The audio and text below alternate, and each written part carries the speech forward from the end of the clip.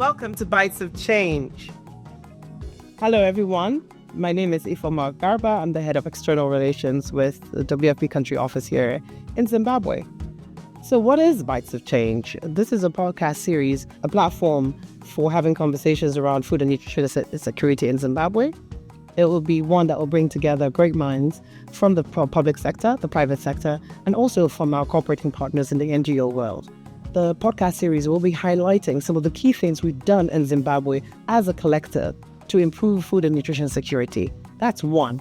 And secondly, we'll also be looking at what are the amazing things that we have in Zimbabwe in terms of food. How do we cook this? How do we make this more nutritious? These are some of the conversations we'll be having. We'll take you back behind the scenes to see how lives have been changed and improved over the years. WFP has been here for over 20 years.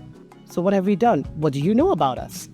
What do you want to know about us? Write in as well. You can tell us, give us feedback on some of the things that you've seen on the series. But I sincerely think you're going to have a great time, More Chambers. So tune in and expect to see you all soon.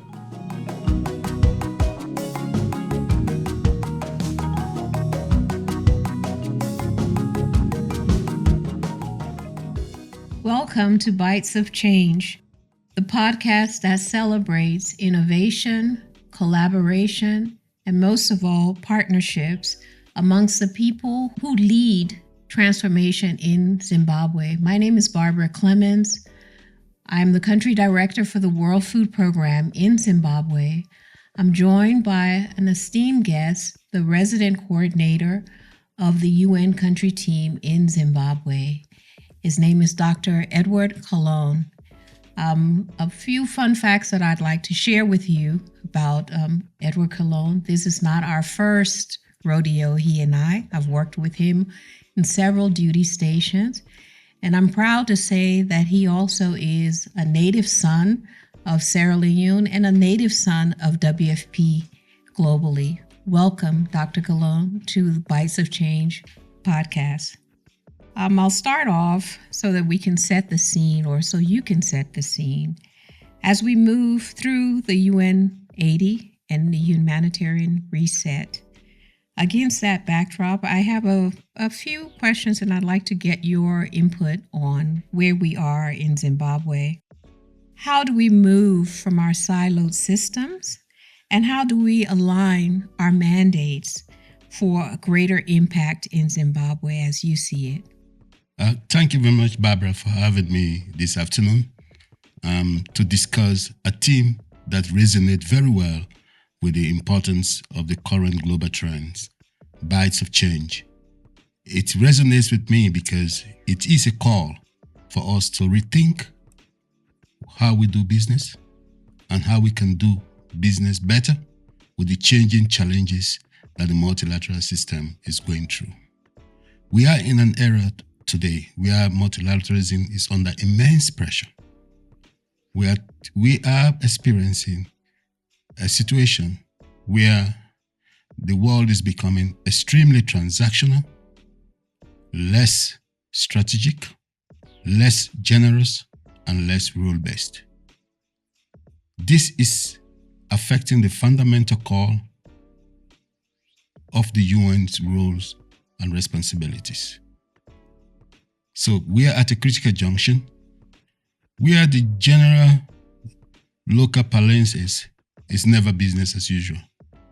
We should be ready and prepare to see how we can leverage the synergies and comparative advantages of our system to be able to provide results for governments and people we are here to serve. So we are at a cross-cutting point where we must be able to work together better. We must be able to work with governments, or in a very, very simple manner, put governments in driving seats while supporting their development aspirations. The siloed approach has no space moving forward because we are living in a world today where resources are becoming scarce and scarce. So it means for every single penny or dollar that the UN system has, it must cultivate those synergies and comparative advantages so that we are able to provide the needs of people we are there to serve. And not only to serve, but to enable them to own their own development aspirations. Thank you, Edward, for giving us that broad view of where we are in Zimbabwe and how you see it, how we can work better together. I introduced you, especially highlighting your footprint in WFP, so you know our DNA so well in WFP.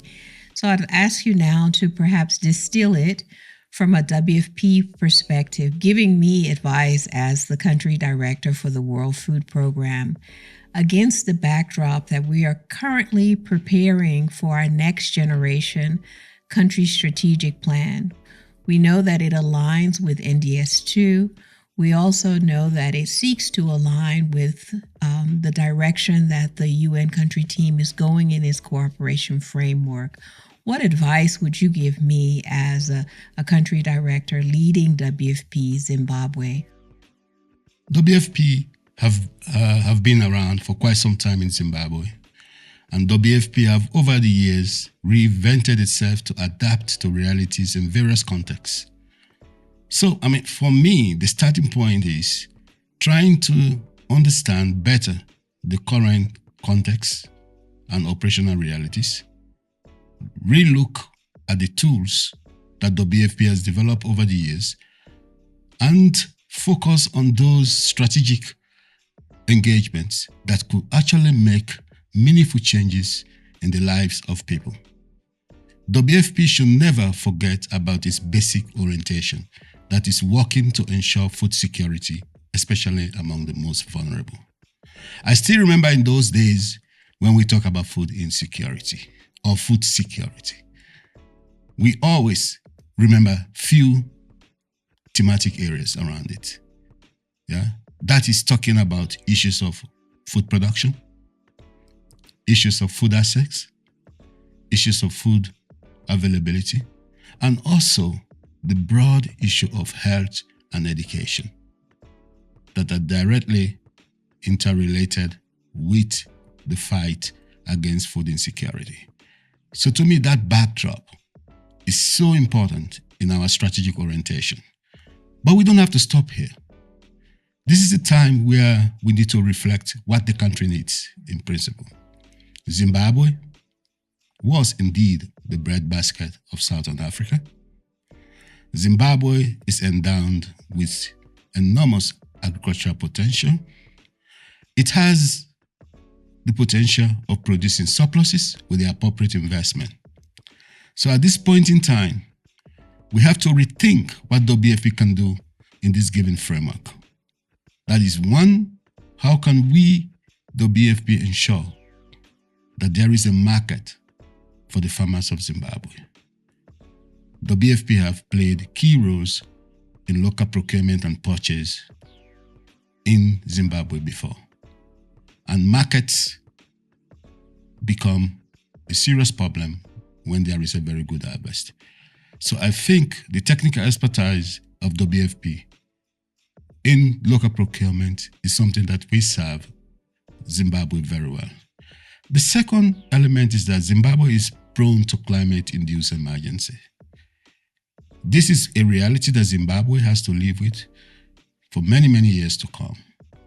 And what this means is that the country needs to sharpen its tools and strategies for early warning and anticipatory action and planning. Again, this is an area where WFP has developed very good skills over the years. WFP has been very strategic in vulnerability analysis, which has helped in targeting assistance to the most vulnerable.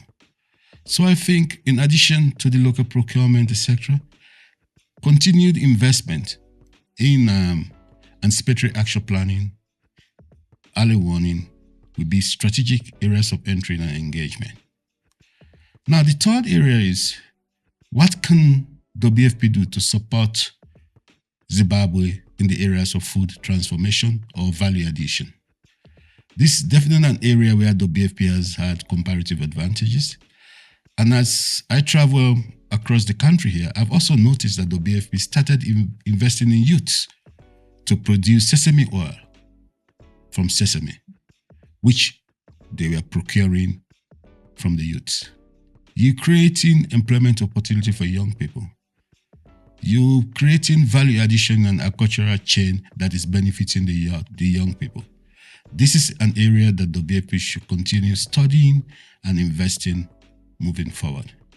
So I think the opportunities are enormous. I don't need to list down all the strategic areas, but ballpark area of comparative advantage will be in local procurement, anticipatory planning, early warning, and then investment and value addition. This, I think, will be critical roles for WFP in Zimbabwe in the short term, in addition to other areas that are very critical. But here I will have a question for you.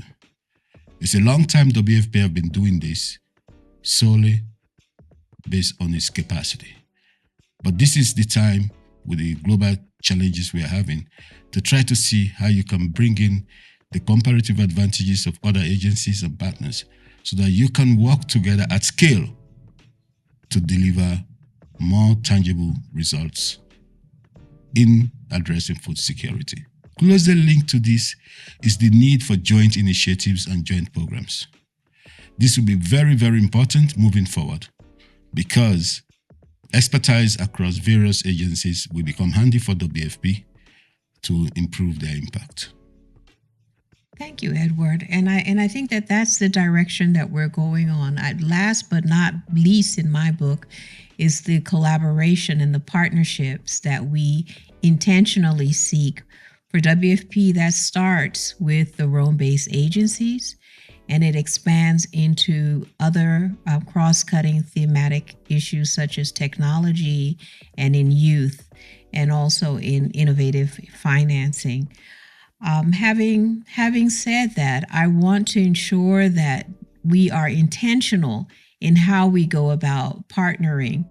As you know, this year is not only WFP that's crafting its country strategic plan, but also UNICEF. There is the Rome-based agency, FAO, EFAT, and several other countries. How can we use that opportunity this year to create impact? We will be going to our board in November to present our country's strategic plan. Conversations are taking place amongst WFP and the other Rome-based agencies to how do we intentionally present in front of our joint board so that we can prove that we are indeed collaborating, that we can go beyond just talking about it and demonstrating how we can do that. We're in the process of writing proposals on building blocks to increase the impact and the service delivery to smallholder farmers, align with the government and their village business units. But I think it's key that we somehow or another are more strategic in how we execute that. And we will be relying on the guidance of the UN country team to be able to do that. So some words about that for us. Yes, Barbara, the collective intent is indeed at play in Zimbabwe as we speak. The UN country team is collectively working together as one to think through this dynamic path of where they are coming from, where they are, and where they want to go. I think this effort has been reflected in the evaluation of the ongoing cooperation framework, which has enabled us to understand where the system has been making difference, working as one. We've also realized that through the cooperation framework that is coming to an end now, we were able to nurture joint programming as a basic strategy for collective action in addressing the needs of the vulnerable people in Zimbabwe. I think that is the type of impact that we are trying to cultivate and multiply. The lessons from the evaluation will definitely be an input into the strategy development of various agencies and the next cooperation framework. The second collective intent at play is the joint effort in developing the country assessment. I think the UN system in Zimbabwe has been able to put together a common narrative of what are the challenges and opportunities to support the development aspirations of the people of Zimbabwe. This is happening at the backdrop of the recently completed National Development Strategy to the development in Zimbabwe, wherein the government has been very clear on where they want to go in order to become an upper middle income society.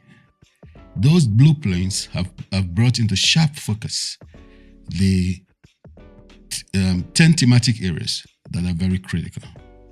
We as the UN system has been also very, very catalytic in trying to work with our counterparts to try to integrate the 6 transitions into the next blueprint for development transformation in Zimbabwe.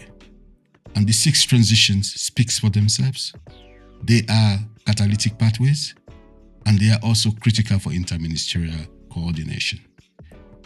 And these include basically food system transformation, where WFP has a critical role to play. But again, food system transformation is not only about food production. It is about what we can do together with all partners with comparative advantages in the areas of food security to ensure that we are able to support the government of Zimbabwe to increase food production, make it available for its citizens, and also add value to its production so that people can earn better incomes from their investment. Now, the Common Country Assessment has indeed given the collective UN system an insight into the challenges and opportunities in the country. And of critical importance, an opportunity to assess the comparative advantages of all the UN agencies in Zimbabwe. And the next step to that is going to be the strategic prioritization. This is the time where we are going to ask ourselves difficult questions. Where is our comparative advantage in Zimbabwe based on the current analysis of problems and challenges? What do we need to do differently? Where should be our strategic focus moving forward? And that will inform our new cooperation framework. So in that manner, all agencies and programs working on the strategic program now have a common narrative and a common agreement and understanding of problems and challenges and opportunities. I think this is the beauty of coming together with a coherent strategy to support the development aspiration of the people of Zimbabwe. Thank you, Edward.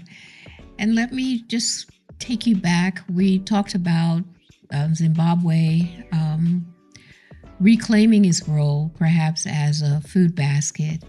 Our focus going forward for WFP will be a stronger food systems in Zimbabwe. Also, because we have been heavily involved in the past in providing emergency response, but we're looking more towards focusing heavily on, as you say, preparedness measures and early warning. And when we do that, you know that WFP started off in Zimbabwe as a procurement hub when Zimbabwe was indeed the food basket of Southern Africa. How can we build stronger food systems in Zimbabwe and hearken onto that time, but also looking outward to the region and how SADC will play a role and how do we interact with our counterparts in other countries within the Southern Africa region? As I was saying, WFP will still have a critical role in facilitating and promoting interregional trade. And assuming that Zimbabwe is continuing to be a production of center of surplus, I think WFP's role will be handy in creating market access for those production, hoping that the parity price will be competitive, because that will remain a major challenge with local procurement. Thank you, Edward. And as we close this segment on setting the scene or setting the challenges, I would like us to segue into the next challenge, with regards to how do we go about doing that? What are the enabling forces that will enable us to go about accomplishing what we set out to accomplish from this segment? Thank you. Join us again on Bites of Change as we tackle how we will go about accomplishing some of the major challenges that we touched on in this last segment. As to set the scene for the next one, we want to know how we will pay for this. All of this costs money to be able to do this, and amongst growing challenges, how will we be able to accomplish this? Thank you.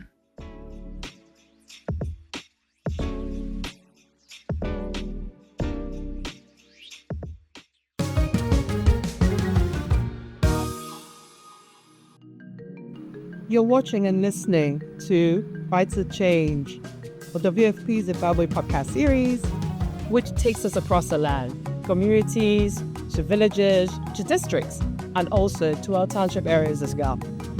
Keep watching by Ikseuj, Zimbabwe.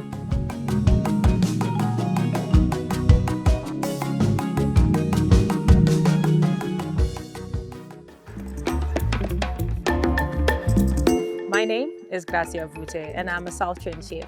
I specialize in traditional cuisine, and I celebrate our heritage and culture through the ways that I cook, serve, and store our food. Today, I'm with the World Food Program, where we spent an exciting day in Shamba watching how they go through their process of distributing supplies. Basically, they distribute cooking oil, pulses, and cereals. And today, we actually had a cooking class with those ingredients as well, to show the community how best they can create delicious and nutritious meals from the ingredients they get and what they're sourced from.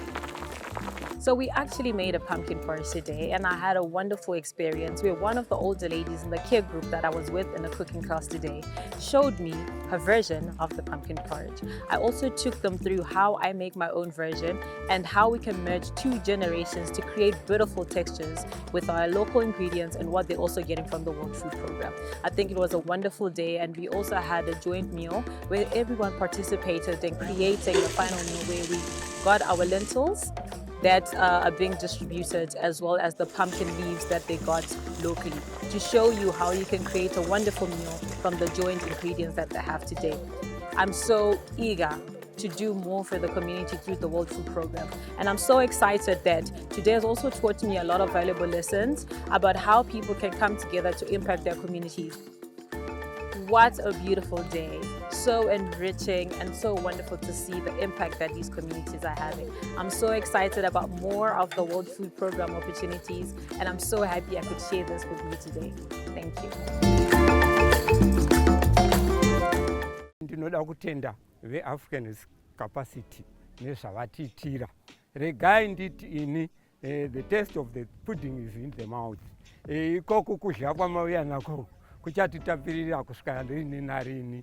Dai maramba makadaro, nokuti vamwe havagoni kutomira pano pamberi penyu sezvandaita, kana kumira achipupurawo zvaanogona kuona kuti zvinenge zvina matambudziko mukati mecommunity. Asi ndaita rombo rakanaka hangu kuti ndamirawo pano ndichimirira mhuri yechingwizi panyunisenda. Paupenyu hwangu ini ndinonzi Obert Mushavi, ndine makore anokwana 65. Mhuri yangu haina kunyatsomira zvakanaka. Upenyu hwangu huna kunyatsomira zvakanaka. Ndiri kuturayavo kuti dai ndararama upenyu huri nani, but zviri kungoramba. Kana zvanga zvichinzi munogona kusvika pandinogara, dzimwe nguva maiti ndo baba vaya here vakangwara kudai vanogara panapa. Asi ndongoti ndo home yangu iyoyo, home is best.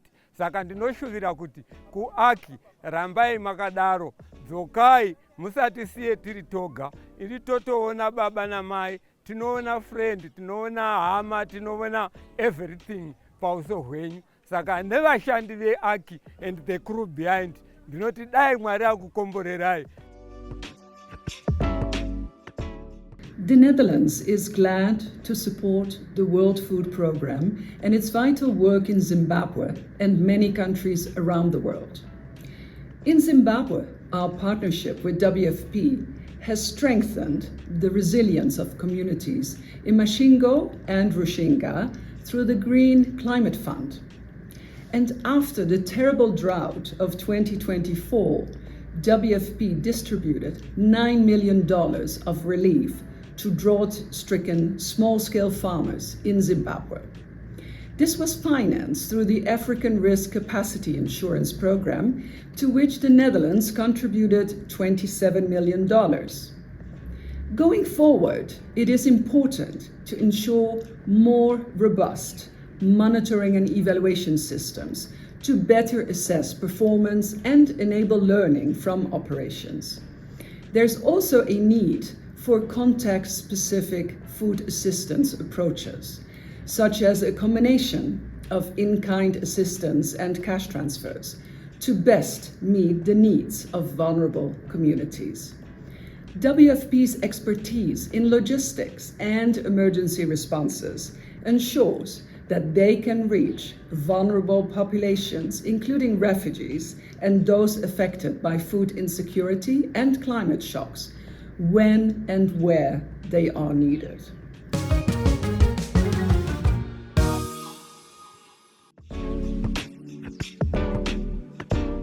Welcome back to Bites of Change. I'm here with the resident coordinator for the UN country team in Zimbabwe. In this segment, we hope to look at what is our funding outlook or the challenges thereof.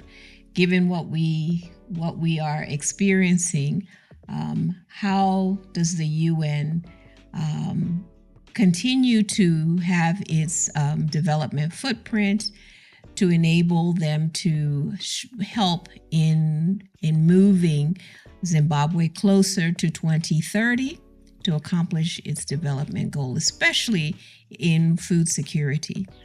I'm here with Edward Kallon. He is the resident coordinator for the UN country team in Zimbabwe. Welcome again to Bites of Change, Edward. Thank you, Barbara. Yes, I'd like to start off by saying these are challenging times where the funding constraints are tighter more than ever. We have many larger scale emergencies that are taking place in other parts of the world and are being prioritized over countries like Zimbabwe. It's just the nature of the beast that we're dealing with. How can we use these challenges or face these challenges as opportunities? And what can we do against that backdrop to ensure that we are able to mobilize resources and to assist in strengthening the food systems in Zimbabwe, as well as the early warning and emergency preparedness in Zimbabwe? Your thoughts on this? Barbara, the ongoing funding cut has been quite devastating for the UN system as a whole, especially in Zimbabwe, where the closure of USAID significantly affected the food security programs in the country, since they were key donors to the food security programs, including the work of the World Food Program itself.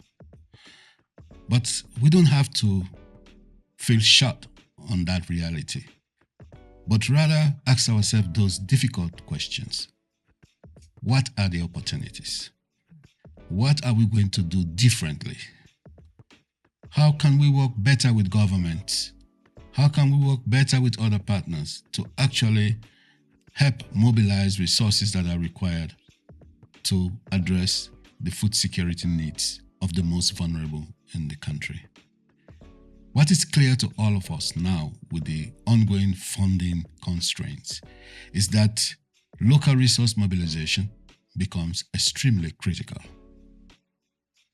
So helping governments to mobilize local resources is an area that may not fall within the purview of WFP directly, but WFP supporting agricultural value addition programs we also contribute to those local resource mobilization efforts. So it's not only a job of the economist or the tax collector, as the case might be. But what are those backward linkages that will help resource mobilization in the country at large? That is what I'm drawing to here. So local resource mobilization will remain extremely critical, and helping government put in place taxation systems that ensure this is happening is great. Supporting value addition that creates revenue and income is great. And we must pursue this collectively as the UN system and support the government in this direction. Closely linked to local resource mobilization is the need for innovative financing. It is clear to us that concessional financing these days is becoming more of a challenge in a country like Zimbabwe because of the unilateral coercive measures. I mean, for over 2 decades, Zimbabwe has been under the unilateral coercive measures, and according to estimates by some economists, the country has lost over $45 billion as a result of the drastic reduction in foreign direct investment. That has been compounded by the declining overseas development assistance, which is currently a major concern, not only in Zimbabwe, but globally. So it's calling us for more creative ways of resource mobilization. So innovative financing like climate financing becomes extremely critical. Blended financing becomes instrument for additional resource mobilizations. Impact investments and venture capital investments also become extremely handy in trying to open up what I can call the pause for further resource mobilization to support our effort. The third area is what I call the South-South cooperation, North-South and triangular cooperation. I think it's high time we also start leveraging the technical support from South-South cooperation, continue mobilizing available North-South cooperation, but of critical importance, triangular cooperations that are also important in helping us mobilize resources. Let us don't forget one thing. When we talk about resources, we are not only talking about money. We're talking about technical and human resources that are critically important. And financing is not about having a lot of money. It's about using what you have more creatively to ensure greater impact. Those humilities are becoming quite central in the way forward. And last but not the least, working to create impactful results. I think at the bottom of resource mobilization efforts, the impact of what we do will remain extremely critical, and not just the traditional way of looking for resources, but rather let the quality of our work we do actually speak for us, motivate potential donors and partners, and help resource mobilization. So it's not all that dark as we see, but it is clear it's no longer going to be business as usual. And we should be able to adapt to the current realities and do things meaningfully with governments in the driving seat. Thank you, Eddie. I'm so glad that you brought that up, that it's not just money, because sometimes we can have all the money in the world, but if we don't deliver quality, we're not going to make an impact. In fact, I would say this Bites of Change is a perfect example of that. I often think that we don't tell a good story, and we don't get our stories out to the right ears and of people who are going to be significant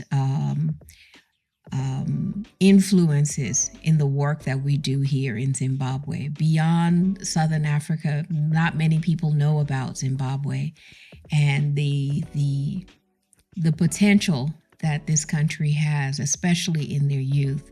And I do think our resource mobilization strategy should touch on all phases of that, especially our youth. When you look at the latest population data of the world, Africa has the largest growing youth population, and that's a critical asset. Also, that private sector, perhaps beyond the continent, may not know the huge investment potential that countries like Zimbabwe bring. So I'm so happy that we're working with NDS2, especially on one of their pillars in terms of public relations, to get that word out. Having said that, we've had many discussions in the UN country team about private sector, and we're looking for the team collaboratively to lead the resource mobilization strategy with the private sector, not just in Zimbabwe and beyond. And how do we pick up influencers beyond our country teams to be able to carry that message from Zimbabwe, from the government? Definitely, the government is in a key position to support, and the driving position that we want them to be in. But I'd like us to speak more that, are we capacitated enough in the UN country team to be able to engage private sector? What should be our strategy? What do you envision our strategy and the driving force behind that to mobilize with the private sector? I think is critical. I mean, the role of the private sector is something we have been talking about for a long time in the UN system, and the need to cultivate that vital sector to help in resource mobilization. But at times, it's too simple to look at the private sector just as donors. Mm-hmm. I think the first thing is looking at them as partners, and trying to treat them as people who bring value, not only financial resources, but value in the work we do. Some of the private sector elements are quite critical in supply chain management. These are areas where they bring in technical skills, not only providing funds for logistics support for our work. How do we ensure that these specialized private sector entities are actually partners in our work? The second thing is something I've been telling colleagues I've worked with in many places. The UN is great technically, but we don't actually know how to speak the language of the private sector.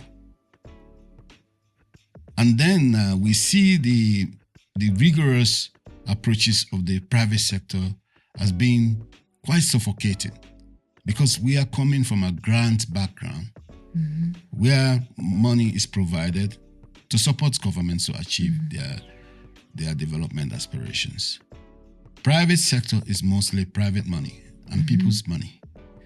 So that means people want to see the value, they want to see the impact. And of course, there is nothing wrong in making profit, but do good.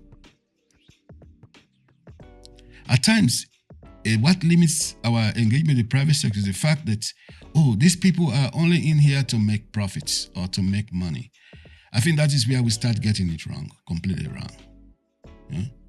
And I think a change in our understanding of the private sector is so important. Yeah? It is not only an ATM where we can go and cash resources, but treat them as genuine partners who can bring in both technical and human resources, in addition to finances to support our work. Try to understand their language, adapt to the rigorous ways of doing business, and improve accountability in what we do. I think these are important preliminary steps that we must engage in trying to cultivate that relationship and build on it further. But let's leave here with one clear: there is nothing wrong in making money and doing good. Thank you, Eddie. I think also not just in our design of our programs, how we partner with other UN agencies, how we support the government, how we speak the language of the private sector, but also we must look internally at some of our rules and regulations that perhaps may limit our flexibility and our agility to be able to harness the power of the private sector. I think that is key. We're looking forward to engaging more with the UN country team, and how do we catalyze that? I think we have, as you mentioned, we have powerful tools within our toolbox. We have great programs that we have formulated together, but how do we take that from the drawing sheet and from the drawing board to actual implementation will be key. How do we harness the power of our youth to be able to help guide us? And as you wind down your tenure with the UN, how do you see the youth playing more of a driving role in how we do business in a country like Zimbabwe, who's endowed with such talented youth? I think we just need a change, a basic cultural change in the way we look at youths. Mm-hmm. I mean, there is this common belief among most transformative leaders and leaders of change that youths are the future. Mm-hmm. I think we have to start from a basic premise that they are the present Mm-hmm. and they are the future. And they should be involved in the development aspirations of their country, and their needs should be promoted by them, not by an elderly person that doesn't feel the touch of what it means to be a youth. Although the youthful age varies from country to country based on statistics you are looking at, but I still believe that youths can do meaningful things for themselves. So I think the basic change in attitude is looking at them as key players of the present realities Mm-hmm. and prepare them to lead the future needs and future aspirations. Mm-hmm. Thank you, Edward. As we wind down this segment and the closure of the podcast, knowing that many of us, myself included, will be following you soon, within the next 5 years or 3 years or so, as you look back at your career with resident coordination, facilitation, and also with WFP, what are some of the key highlights that you think are relevant to what we're experiencing today with our funding constraints, in the direction that the UN is going in, and also in what some of our donors are saying, that they want more trade than aid, or what are they prioritizing? What do you have to say about that? It has been a long time on this journey, and I think it has been a privilege and opportunity to serve humanity and add to values. I live with one resonating experience I had in Afghanistan Mm-hmm. when I went to Chacharan. And that time I was with the World Food Program. There was serious starvation, and I came across a family that had a baby that was virtually dying. But luckily I had some porridge in my car. So I asked my driver to bring the porridge, give it to this family, so that they can prepare something for this girl Mm-hmm. who was virtually dying, Mm-hmm. And they did that, and they fed this girl. I turned around and I saw a big smile from this girl that was virtually dying. Mm-hmm. And that's the day I convinced myself that in whatever we do, we bring hope to people. So to me, we might have all the criticisms in the world on what the UN has done or has failed to do, but the UN has been at the cutting edge for the most vulnerable. We've stood by the poor, in trouble, in conflicts, in disasters, etc. Those are the ingredients of our services that will remain relevant irrespective of the current trend we are going through. And I am very clear that there is need for change. As part of your team, the Bite for Change, what is clear is that it is not going to be business as usual. We need to be able to work better together, leverage synergies and comparative advantage of the UN system, pool resources together, work closely with governments, help governments to mobilize local resources, be innovative with financing, and also build on South-South cooperation, North-South and triangular cooperation. Follow up and nurture viable programs that we attract remittances from people in the diaspora, etc. We need to do this to be able to continue doing what we have been doing. I don't believe in anything that has to say that what we have been doing does not make any sense. The important thing I always tell people that are critical, what would have happened if we have not been there? And nobody is able to answer that question. I know it's easy to criticize. I know it's easy to take a standing position on issues as the case might be. But the UN has been at the service of humanity, and the UN should continue to be at the service of humanity, irrespective of geopolitics, irrespective of the transactional nature of multilateralism these days, and irrespective of the disruptors that are not looking at the inherent impact of the UN system to the ordinary people. Let the UN move backwards and say one thing to everybody in the world. We stand with the poor and with the vulnerable, and we will continue supporting and helping humanity. Let's put governments in driver's seats.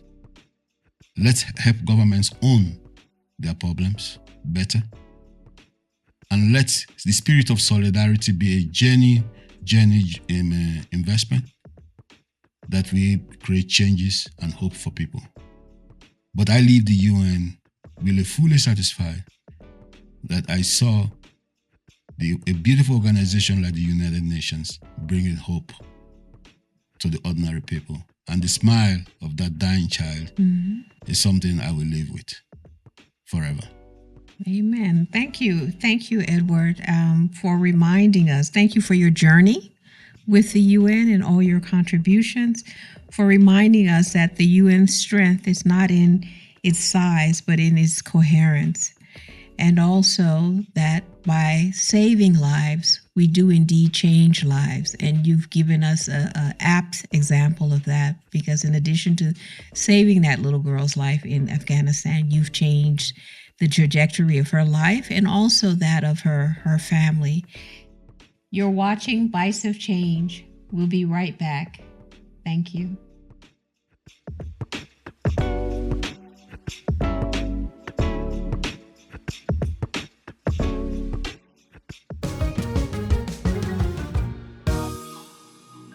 Hello once again. We're still watching Bites of Change and listening to Bites of Change, a WFP Zimbabwe flagship podcast program. We're talking to the decision makers, we're talking to the government. We're still in the middle of trying to unravel the truth around resilience and how we're able to build our nation. We're talking about food security. We're talking to our partners in the private sector, their roles and what they need to do to be able to move this country forward. We're talking to everybody that matters. We're talking to people in the field. We're listening to stories, backstories, and stories that help to shape us as a nation. We're listening to everything that we need to do to be able to move this country forward and make it more food and nutrition secure for the future.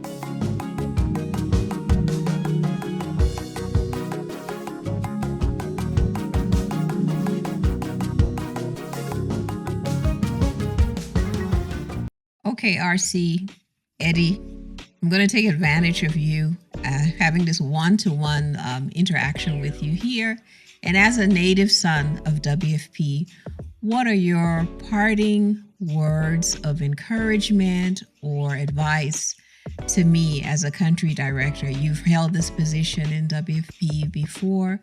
What would you be advising someone like myself?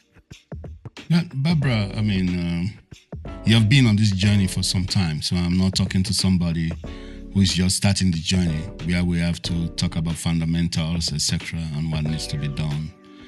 But I want to put this in a more clear and sharper perspective.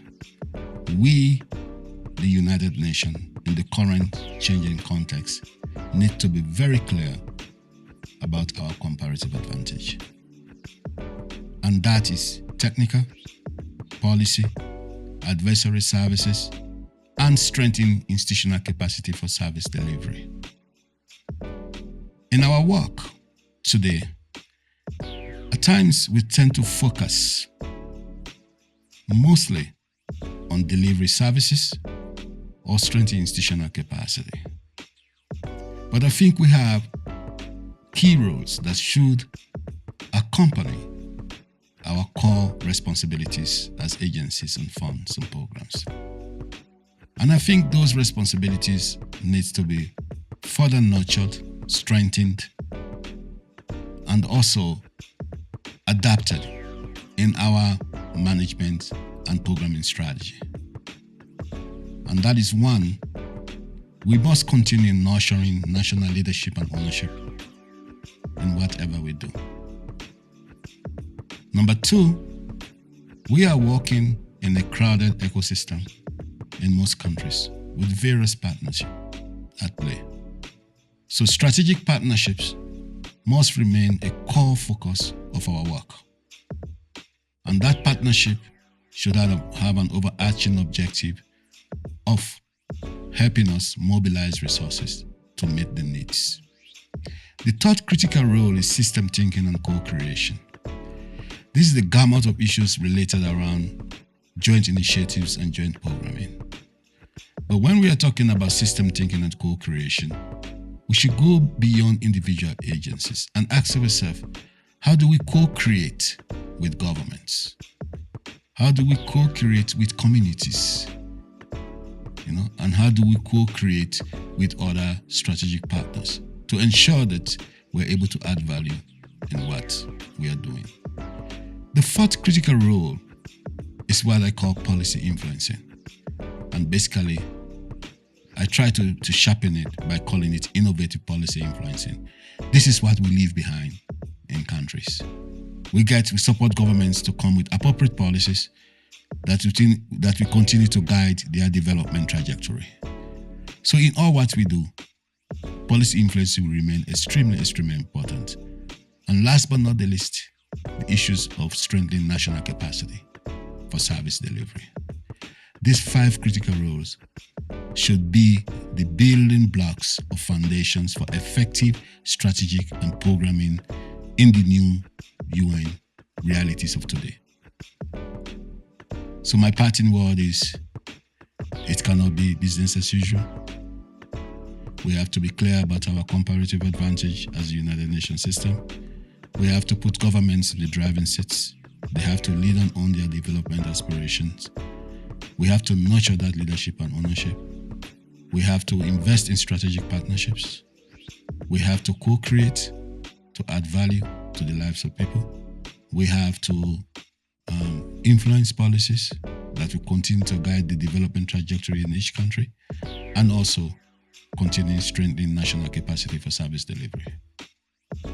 Thank you, Eddie. You heard it from Mr. Kallon. If we want to go far and we want to create impact, we have to go together. Thank you. This is Bites of Change. Thank you again, Edward, for your time and for your service. I look forward to continue working with you, and I wish you all the best. Yeah. Thank you. Thank you, Barbara. It has been a pleasure.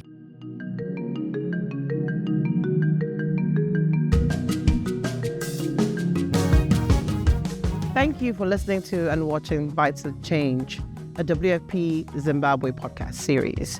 I know you had a great time listening to this and watching it as well. We hope you tune in next time. And before the next episode, if you need to get in touch with us, please look at the numbers on the screen and the email address as well. If you have any feedback for us and you want us to discuss anything else, do get in touch with us. We're always here to listen, just like we're always here to serve. Join us next time. Thank you.